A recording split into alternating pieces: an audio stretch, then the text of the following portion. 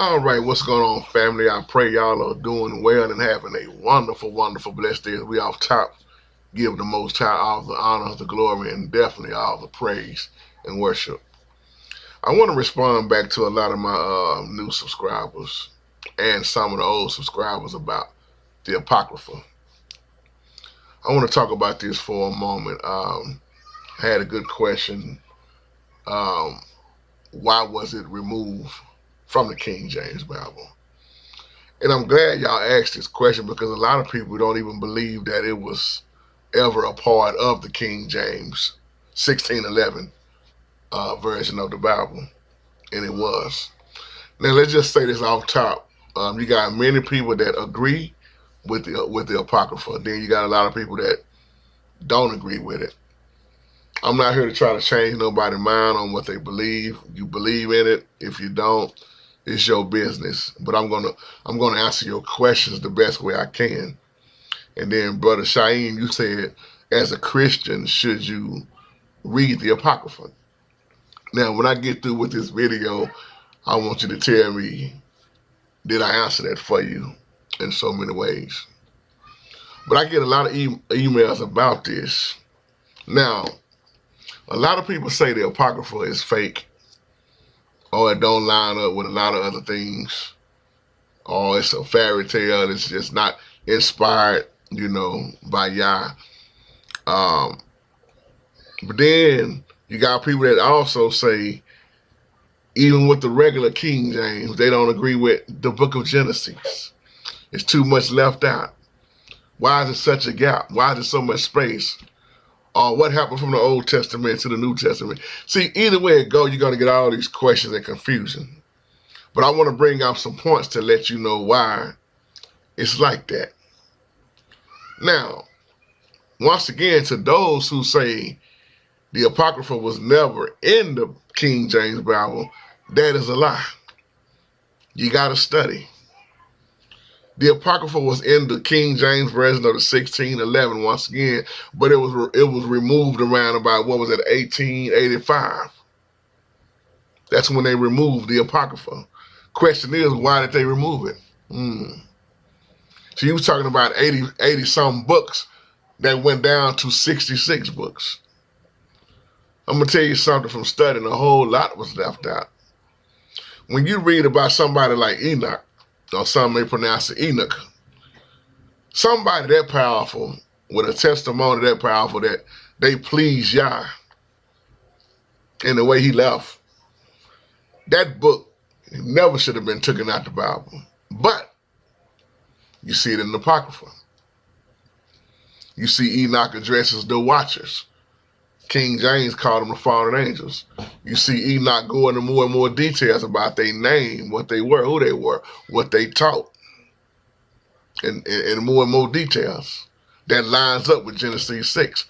But if you've never studied it, and you just listen to other people, you'll be like, it ain't in the Bible, I don't want to study it.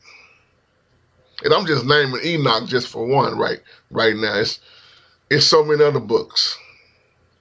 But the word Apocrypha means hidden. Catch that now. Hidden. Now, that should open up a lot of people's eyes right there. Why is it the meaning means to be hidden? Now, one thing about Israel, I can say this. The nation of Israel, back even in the Old Testament, we respected the Apocrypha. But a lot of Israel never accepted the Apocrypha as the true books, of the Hebrew Bible. But some of the early Christians did. Some of them, I ain't say all of them, some of them believed in Apocrypha. Now here's something I want to ask you. Catholics. Why was it so many Catholics accepted the Apocrypha, but Christianity didn't? Why did so many Catholics accept a lot of the Apocrypha, but in Christianity, they reject it? The Vatican removed, 14 books from the Bible when you get around, 1684, and they didn't even have no explanations why. And once you study about the Roman Catholic, they have always been full of deception. This is where your rapture stuff come from also. The secret catching away.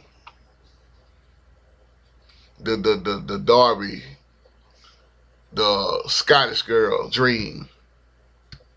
See, the Roman Catholics always want to hide the truth from the Christians. That's why I'm asking you a question. Why did they accept a lot of the Apocrypha, but Christians don't?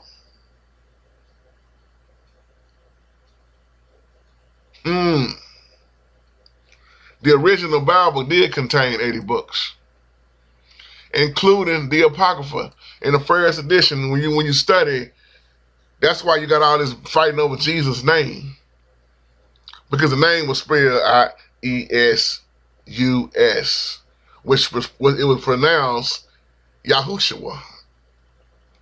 But then later on, it got changed into English to the King James Version of Jesus, the Christ. The Apocrypha is very powerful. But once again, the word means hidden. Now let me ask you this. If that word means hidden, not if it means hidden, excuse me, why did Yahshua speak in parables? Why is the Bible so full of symbols, metaphors? Why the disciples ask, why do you speak in this way? Got to catch all of this. See, I told y'all this years ago, so many translations of the Bible is out now. And every time the Bible gets translated, something gets left out.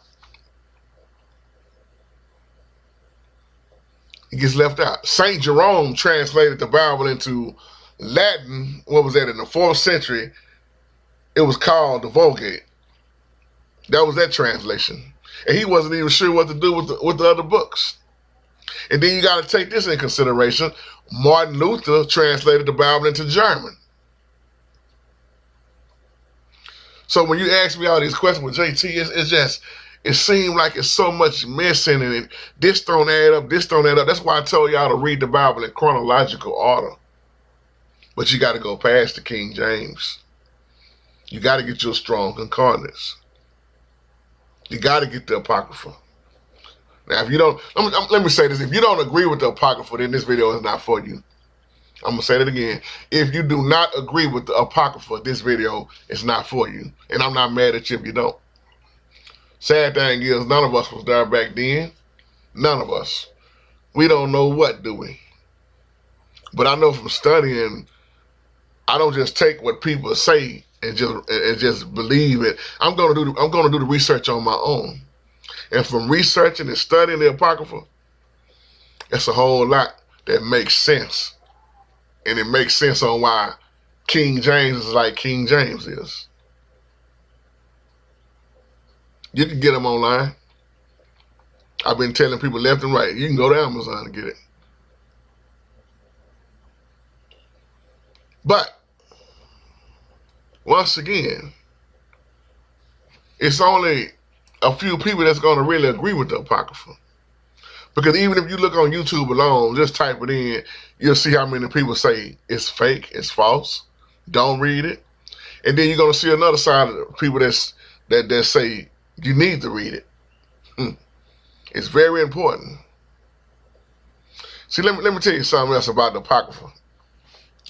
The Apocrypha fills in the gap between the Old and the New Testament. That's why so many people are like, what went on? What all this time went on? Well, you got to study. And I'm going to tell you another powerful, powerful book, The Wisdom of Solomon. This book goes into way more detail than the King James.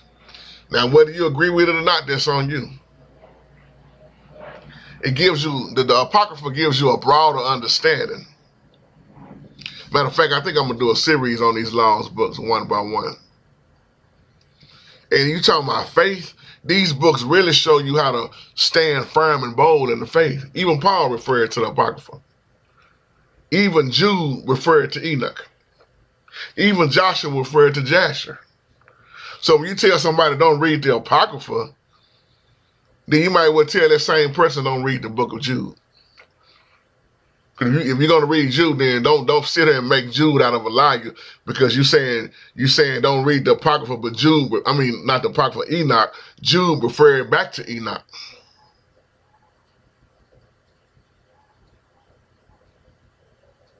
You gotta think about this. And for the chosen, I'm gonna close with this. They have always tried to keep our identity hidden.